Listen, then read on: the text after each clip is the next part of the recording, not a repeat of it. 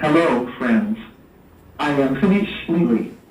This video is part of my chemical process piping channel on YouTube. This video is about pump and compressor piping. Types of pumps: centrifugal pumps, multi-stage centrifugal pumps, vertical inline pumps, reciprocating pumps.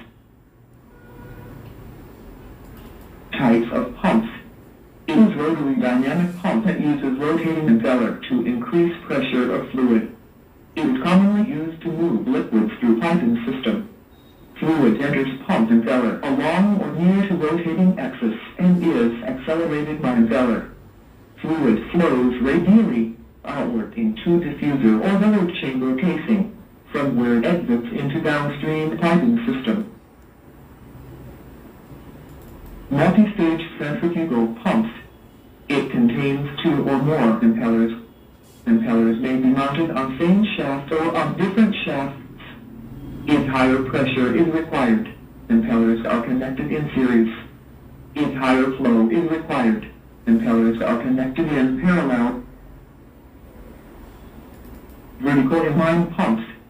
Vertical inline closed-coupled pumps are specifically designed for mounting, in any position, directly in pipeline. Suction and discharge nozzles are located on same center line 180 degrees apart. Vertical pumps significantly reduce space required. Two pumps fit in space of one. Pump location and layout. If available floor area is limited, vertical unit generally requires less area. If available headroom is limited, horizontal unit almost invariably requires less headroom. Area and height requirements will differ somewhat between various manufacturers and with type of configuration of unit specified. Pump suction piping. Suction line should not have any vent in it and should be one size bigger than pump suction nozzle size. Block valve and strainer is generally installed in suction line. To allow this, suction line should be at least 1 meter long. Pump discharge piping. Discharge line generally originates from top of pump. Check valve and pressure gauge assembly is generally installed in this line. Line should not disturb removal of pump from foundation. Compressors, reciprocating and centrifugal.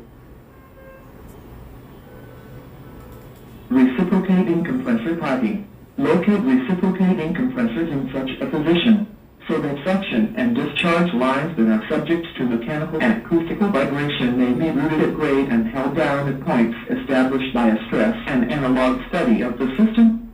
Accessibility and maintenance for large lifts such as cylinder, motor loader, and piston removal should be by mobile equipment if the installation is outdoors or by traveling overhead crane if the installation is indoors or covered.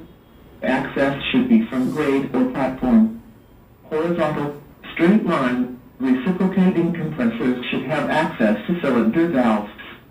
Access should be from grade or platform if required. Depending on unit size and installation height, horizontal opposed and gas engine-driven reciprocating compressors may require full platform at the operating level. Centrifugal compressor piping. Locate centrifugal compressor as close as possible to the suction source.